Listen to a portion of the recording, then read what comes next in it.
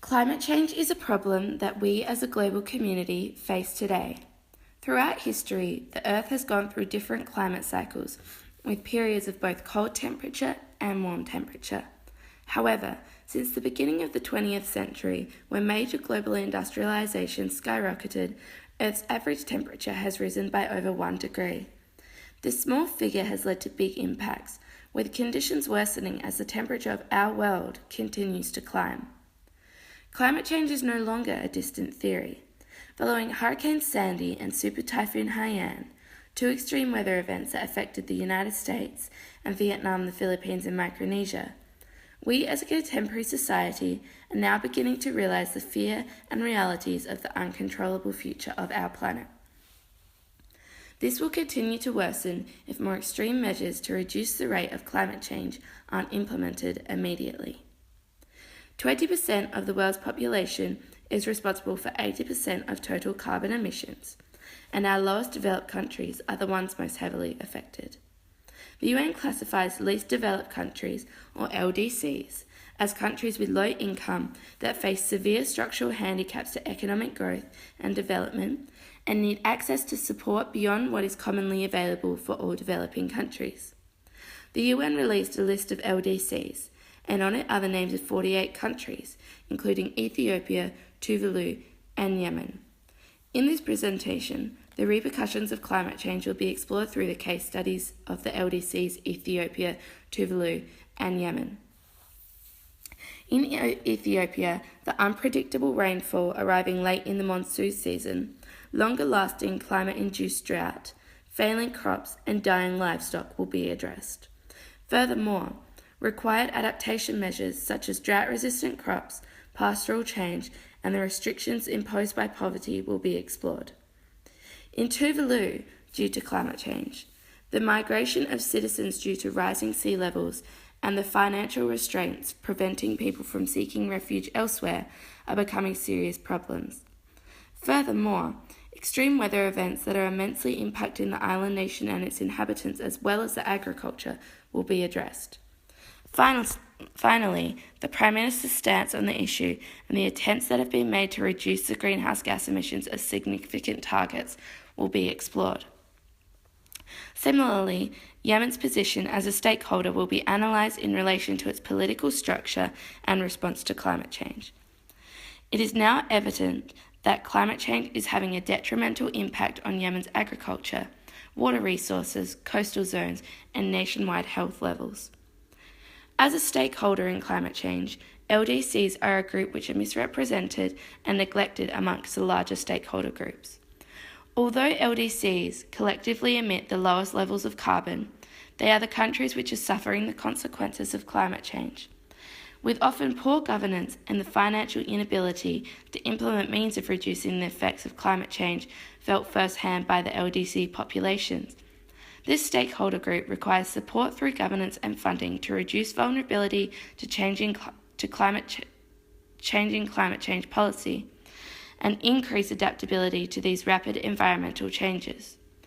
We will now look in further detail at the countries Tuvalu, Kenya, and Yemen and explore their standpoints as LDC stakeholders in the climate change debate and the repercussions that climate change is having on the land and its people. As the stakeholder representative for Ethiopia, I aim to present information to you regarding our position as one of 34 African countries included in the United Nations list of lowest developed countries. With just one event of global warming comes an avalanche of related issues. The unpredictability of rainfall patterns has a domino effect on the large majority of Ethiopia's ability to function. Crop failure, drought, flooding, food shortage, economic instability, and social unrest are the most pressing and fundamental elements we aim to present in order to relay the importance and necessity for immediate and drastic action to be taken by all stakeholders on this global issue of climate change. We are arguably the most at-risk country in terms of impacts on agriculture and in turn economy. With a population of over 99 million, 80% of the job market in agricultural production, and 46% of the country's GDP generated from agricultural production, the changes in weather patterns is leading to and will continue to lead to absolute failures in societal stability. Changes in air temperature and the consequent unpredictability of rainfall and increases in drought cycle patterns are ravaging Ethiopian industry. Africa as a whole does not have complex irrigation systems in place, so their reliance is squarely on steady rainfall. For 90% of cereal crops in sub-Saharan Africa, rain is the sole source of water. Droughts are becoming increasingly disastrous. Crop failures and the consequent food shortage and famine are on the rise with the increase in severity and frequency of drought periods. Another huge problem is climate change-induced conflict. Conflict can rise due to a number of stimuli such as economic instability due to poor quality crops, resulting in tensions over the limited natural resources, infighting between people fleeing infertile lands, and civil unrest from a loss of faith in the government's ability to manage and assist. Civil unrest, violent demonstrations, and tempers running high because of lack of resources would have enormous and devastating effects on the population. Conflict between northern Kenya, southern Sudan, and southern Ethiopia were in large part because of disputes over access to pasture and water. With conflict like this comes physical injury, malnutrition, psychological damage, displacement, and most cripplingly, the continuous stagnation of social progress. In a country with numerous issues involving the violent behaviour of its citizens, climate-exacerbated frustrations and fear are placing increasing strains on the mood and common security of the Ethiopian people. In attempts to curtail some of these consequences, smaller-scale farmers have implemented adaptation practices to replace their traditional pre-global warming farming methods. Some of these measures include planting drought-resistant crops, altering the planting and harvesting timelines to align with changes in rainfall patterns, and introducing methods of water and soil conservation. These methods have been undertaken as a means to adapt to climate change as a channel for profit and financial survival. For these farmers, crop yield and the success of harvest is their sole livelihood to provide for their families. Adaptive capacity is an issue. The ability for the Ethiopian layperson to implement coping strategies is highly dependent on each individual situation. Getting rid of livestock as a way of covering costs lost by a crop failure can cause poverty traps if this cycle is continued. On a national level, Ethiopia is aiming to become a middle-income nation by the year 2025 through the implementation of the climate-resilient green economy strategy, put in place in 2011. This strategy has three key aims. 1. Faster growth and economic development. 2. Managing greenhouse emissions. And 3. Improving overall resilience to climate change. During the development process for forming the strategy, committees of specialized governmental officials were formed to oversee that the critical issues are each properly addressed. While the Ethiopian government has made serious and extensive efforts into counteracting the effects of climate change, it is still not enough.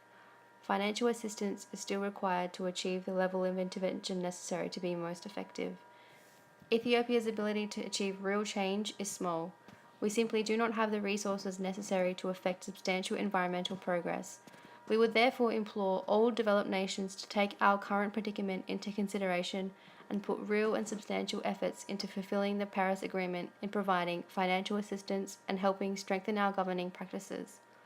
With this help, we as a nation will have the capability to adapt more wholly to the effects of climate change. Tuvalu, our island nation comprised of 9 small Pacific islands, has become an increasingly vulnerable target to climate change and has been a communicative member of the least developed countries in the stakeholder campaign. Our defenseless and remote location, midway between Australia and Hawaii, has resulted in agricultural unproductivity, economic insecurity, and endangerment of our country's 9,970 inhabitants. Intensified weather events that have occurred in response to climate change have immensely impacted our isolated islands and people. The thawing of glaciers has caused an unwelcome rise in sea levels and as a result has further submerged the already low-lying islands of Tuvalu. It's been estimated this year in 2017 that Tuvalu is no more than 4.6 meters above sea level and does not exceed this value even at its highest point. According to scientists, there is the possibility of sea level rise of 1 meter this century, meaning that there will be an inundation of people in the center of each island. In 1997 alone, Tuvalu lost 50 hectares of land due to tropical storms and rising sea levels. Constant threat of coastal erosion and eventual full submergence is one of our country's main concerns. Natural breakwaters have always played a pivotal role in the protection of our people. These essential barriers have been successful in reducing the force of storms and floods and lessening the overall erosion of our 9 islands. Climate change not only has reduced the number of natural breakwaters and the strength of the remaining few, but has further increased the intensity and overall frequency of floods and tropical cyclones. Our country was hit by 35 tropical cyclones between 1969 and 2010, and although it is expected that the number of annual tropical cyclones will decrease, average wind speeds of future cyclones will increase by approximately 11%, resulting in more severe damage to housing and agriculture. Our people heavily rely on the surrounding ocean and ecosystems for their survival. With increasing sea levels, increasing temperatures, and ocean acidification, large irreparable losses of aquatic species have occurred and further resulted in a declining abundance of fish. The fish industry is the main source of income for 80% of our population, and due to the recently altered migration patterns of tuna and their low abundance, starvation has become prevalent. Our infertile land, its increasing salinization, crop absorption of carbon dioxide, and increasing temperatures have further reduced our annual agricultural crop intake. Additionally, contamination of our freshwater in coral atolls has put a strain on our people. According to Francois Geminet, an environmental geopolitics specialist, Tuvalu is expected to become uninhabitable by 2050, which is why we are in desperate need of a global solution. Not many solutions are available for Tuvalu. However, the first is the ratification of the Kyoto Protocol, and the second is migration. The Kyoto Protocol ensures the reduction of global greenhouse gas emissions and has currently been ratified by 192 countries, excluding Afghanistan, Sudan, and the US. Our Prime Minister, Salvatore Sopoaga, has pleaded that the US ratifies the Kyoto Protocol as it is one of the world's top contributors to greenhouse gas emissions and will have the biggest impact on our people. Migration will not be a very viable option, as financial restraints and refusal to abandon our land and culture have prevented the venturing of most peoples. Finally, our only hope is that we can extend the period of time in which our island remains above water. This can be done through financial funding from other countries to improve our water collection methods, the creation of better adaptation strategies, and finally, widespread plantation of salt-tolerant crops. Next, we will be discussing Yemen. Yemen is situated in South Arabia and is one of the poorest and most water insecure countries in the North African region and Middle East. Our capital, Sana'a, is currently under rebel control and has been since early 2015. Over half of our population live on incomes below the poverty line.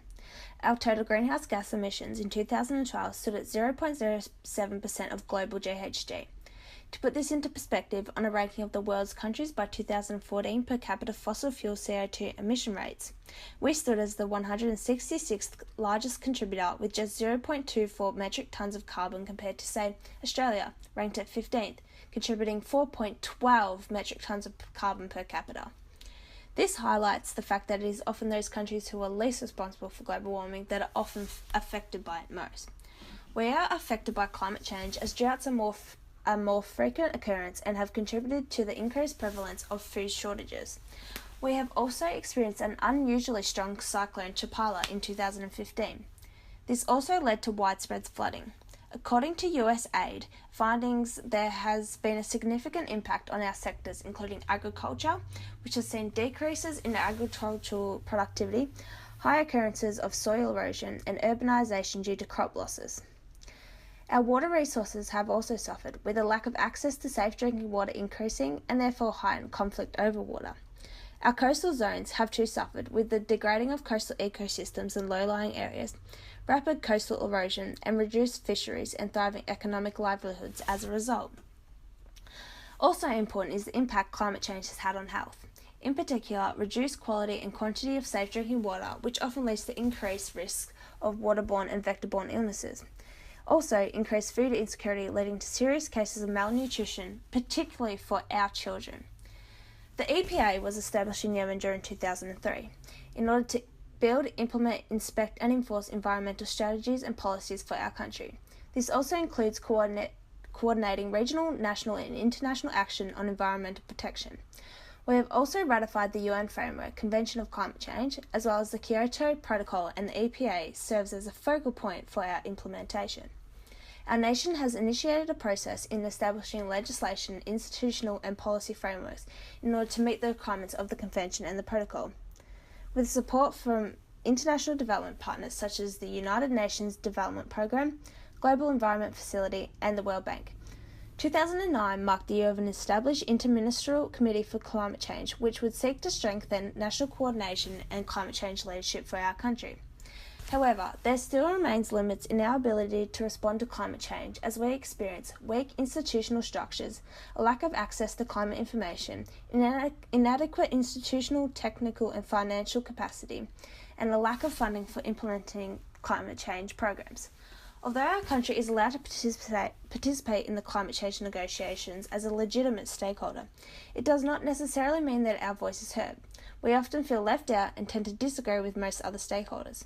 We argue that even the internationally accepted 2-degree rise means many unnecessary deaths for our populations, and think that it is a type of climate fascism enforced by rich countries. The latest Durban Climate Change Conference also showed no promise of providing technological and financial resources to least developed countries like us. Solutions discussed for the climate change in our country include technical solutions revolving around the development of a desalination plant. However, we have come across concerns with feasibility and the ability to gain funding. Political solutions including more peace talks between parties of the ongoing civil war, as well as working with both the United States and Saudi Arabia, who show most interest in our water crisis, will help address our problem. All that being said, it is ever so crucial that a more competent government comes into power if we are to see any significant solutions. It is our understanding as a stakeholder that climate change is being directly and heavily influenced by the activities of humans. As has been made clear by our previous representatives, the least developed countries are simultaneously at the highest threat from the impact of climate change and have the lowest capacity to mitigate or adapt to these changes. It has also been demonstrated that the countries that fall into the least developed category are almost always responsible for the least emissions and global impact. While the LDCs have negligible influence on the climate, the influence that the climate can exert over the LDCs are varied and drastic, be it starvation from crop failure, political tension and civil war over limited natural resources, or displacement of people from rising sea levels. The common thread among our nations is the extreme vulnerability to climate change, as well as a lack of capacity to deal with the ocean of issues that a rapidly changing climate can produce. The countries our coalition represents all suffer from a variety of pre-existing environmental, economic and social issues, and as demonstrated by previous speakers, no other nation on this planet are more vulnerable to the repercussions of a changing climate. The socio-economic issues that affect our collective nations will no doubt be exacerbated by a rapidly changing climate. As nations that stand on the front line of climate change, we are already experiencing its advance and we cannot afford to ignore its threat. Our coalition of LDCs has a small voice on the global stage, yet the individuals who comprise of our nations stand to suffer the most from the emissions of global industrialization. We do not have the economic prowess to sway corporations, and we do not feel that we have the political influence required to change the targets that have been set by the international community, although we disagree with these targets and feel that more stringent goals should be agreed upon. We feel that we must make a plea to the international community. We need every ounce of available effort to be dedicated to implementing effective methods of mitigating the onset of anthropogenic climate change. There are measures of adaptation to climate that have been implemented by many of the LDCs, but many of the countries in our coalition rely on foreign aid to ensure that the basic needs of our citizens are being met. We are deeply grateful to the global community for this. However, we feel that this aid can and should be increased as well as redirected.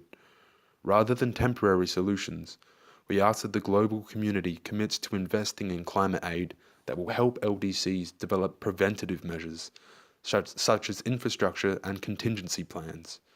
We understand that on the surface this request may seem excessive, but as things stand, we are unable to deal with a rapidly changing climate and its economic, humanitarian, and geographical impact. Prevention is the only approach when there is no cure.